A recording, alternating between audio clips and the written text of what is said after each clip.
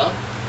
Oh, this is Aaron Armstrong, Black Cat Forge Welding and Leathercraft. This is the second video in a string of videos I'm going to do for the beginning blacksmith. And the first video I did was anvil selection. Something I forgot to touch base on a little bit with big anvils, and I'll go ahead and touch it here real quick before we go into hammers.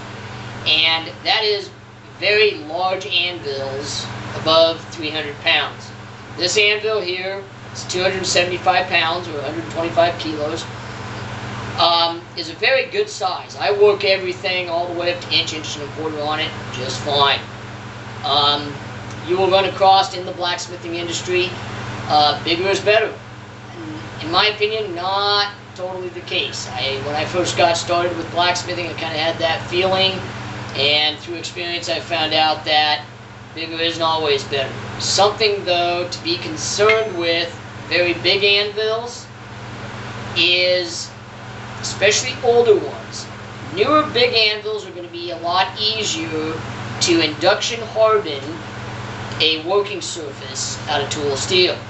But the large older anvils above 500 pounds and even above 300 pounds would have had to have been hardened and heat treated the old-fashioned way by quenching them. So you can just imagine how hard it would to consistently quench and temper a very big 500 to 1,000 pound anvil. Most of you beginning smiths are not going to probably have access to an anvil that big.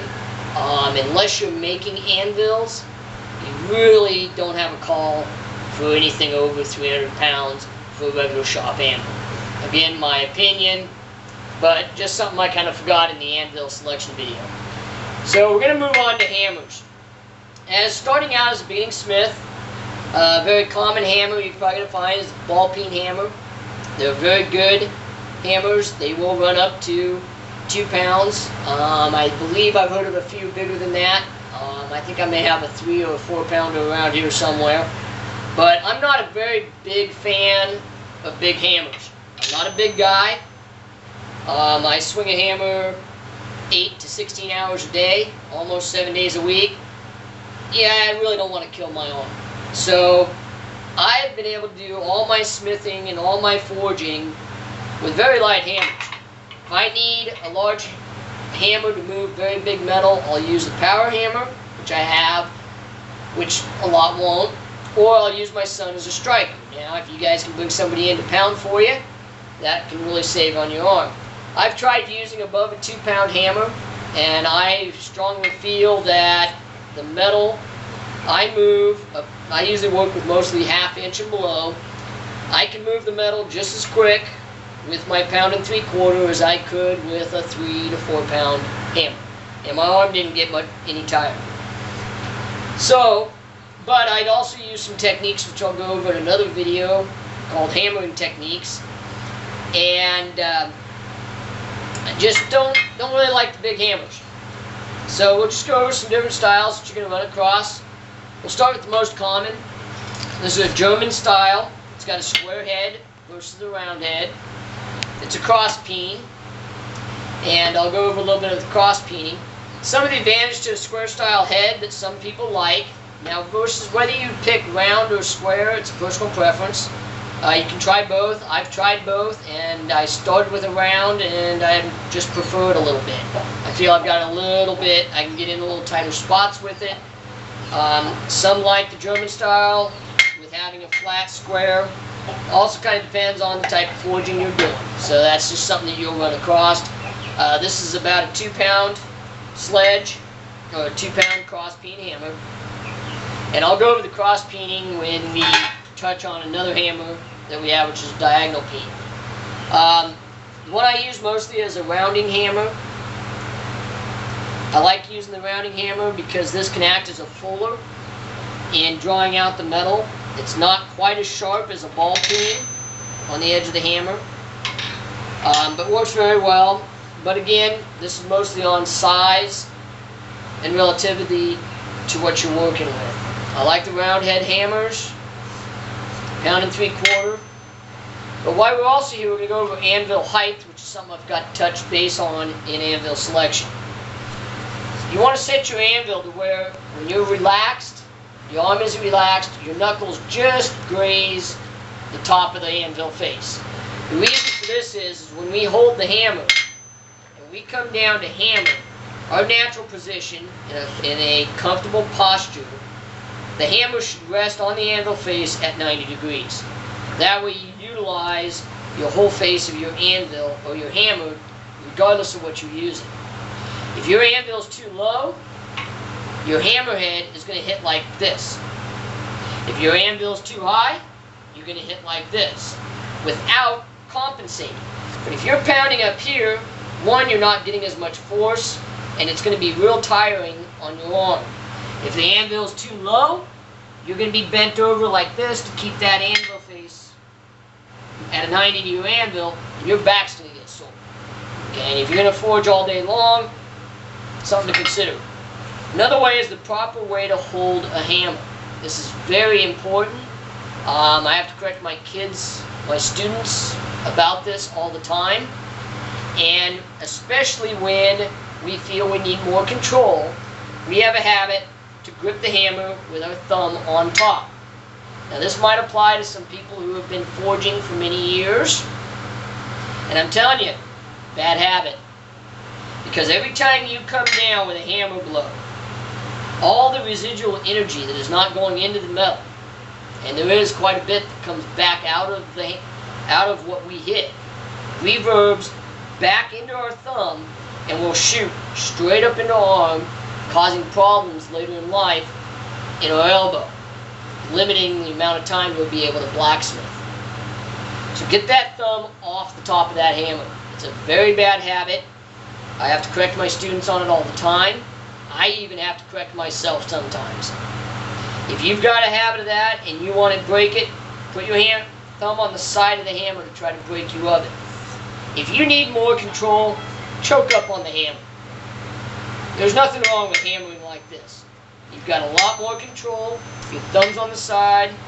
As I get into later videos, you will see my hand is all over this handle.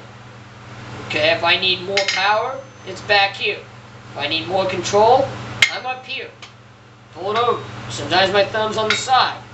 You want to keep it off the top of that hammer. So this is your basic rounding hammer. It's usually used by farriers. It's very common.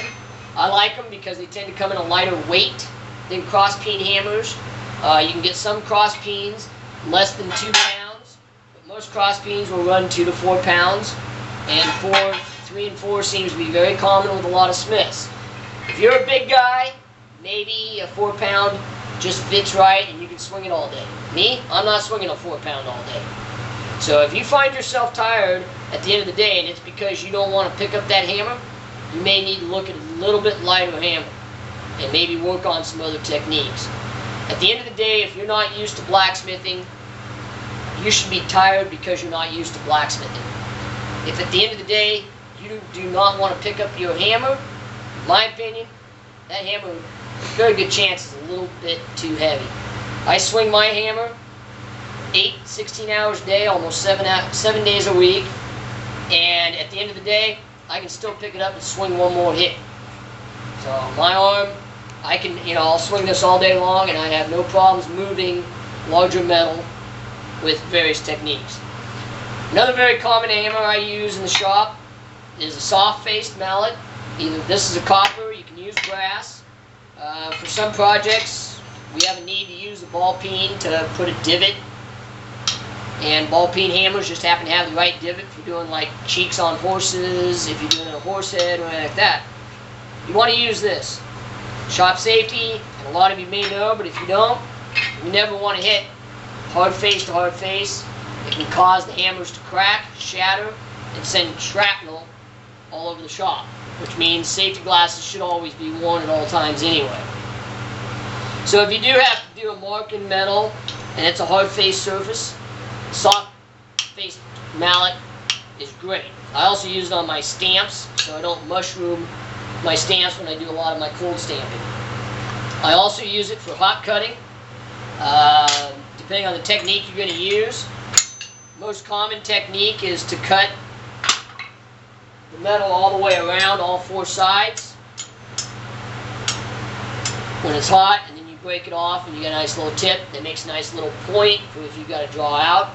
Or sometimes if you're cutting flat stock or it's real thin metal and you need to trim it, that's where I'll bring in the soft-faced mallet to just trim it off. That way I can come down on top of my hard cutter or my hot cutter and not damage the cutting surface on it. If you were to do that with a hard face, you'd end up damaging your cutter and doing a lot of sharpening. Ball peens are very common. I use a lot of different sizes depending on what I've got to move on the metal. I even use this little tiny hammer quite a bit for doing points, because at the edge of the anvil when you're doing points, and I'll get into that when we get into moving some metal. They work real well for doing detail work. I'll use it on my traditional horn for doing a lot of detail work. It doesn't take a lot of weight to move the thinner metals. So I'll use the smaller hammers when I'm working with the thinner. Another one I use quite a bit is I do quite a bit of cross peening. Now we can use, and that's where I was going to touch base in on, is what a cross peen is used for. And I'll start with this one here. It's for directionally moving the metal one direction. Okay? If we hit our metal, the face of the anvil, it shoves the metal in all directions. But by using the cross peen like this, we shove the metal two directions. If we hit it crossways, it'll spread the metal two directions. Okay? And that's why the cross peen's there. However, the cross peen is not ergonomically friendly. You have to make sure you're at a 90, and you have to be like this. It's a little uncomfortable to use. What I prefer to use is what's called the diagonal peen hammer. As you can see, I actually made this one. They're not hard to make. This is a regular, a little less than 2-pound sledgehammer. And you just cut on the same axis on both sides, grind it and smooth it.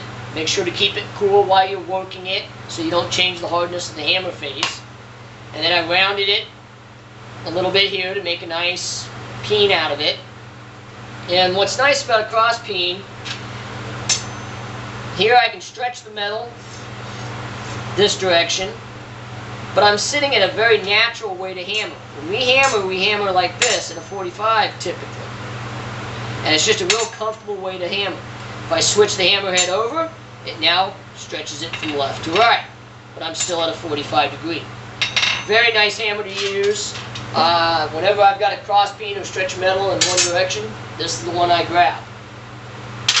Another couple of real common hammers I use almost on a daily basis are rawhide mallets. Now you can use wood mallets. I prefer the rawhide.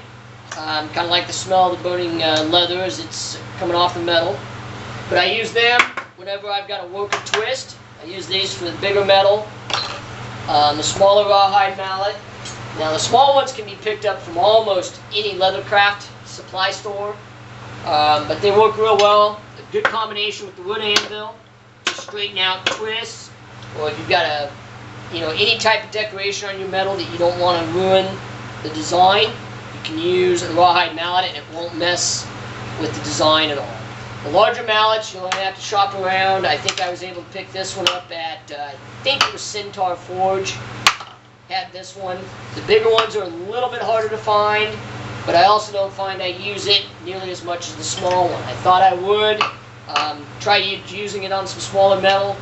Didn't like it as well as the small mallet. But it does work great on 1/2 inch and above. So if you're straightening a twist with real thick metal, bigger rawhide, I would definitely recommend if you're starting out, you're going to do twists, getting at least a rawhide mallet on that. So that's some of the basic anvils that I use in the shop on a regular basis. So I hope that helps, and thanks for watching. You guys have a great time and have fun forging.